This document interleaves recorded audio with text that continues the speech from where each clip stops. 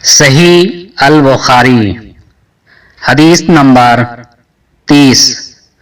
حضرت معرور رضی اللہ عنہ بیان کرتے ہیں کہ میں حضرت ابو ذر غفاری رضی اللہ عنہ سے ملا، دیکھا تو انہوں نے اور ان کے غلام نے ایک جیسا جوڑا زیب تن کیا ہوا ہے۔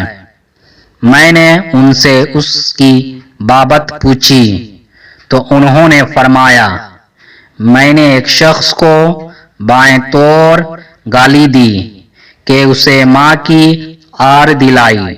نبی اکرم صلی اللہ علیہ وسلم نے یہ سن کر فرمایا، تو نے اسے اس کی ماں سے آر دلائی ہے، ابھی تک تجھ میں جاہلیت کا اثر باقی ہے، تمہارے غلام تمہارے بھائی ہیں۔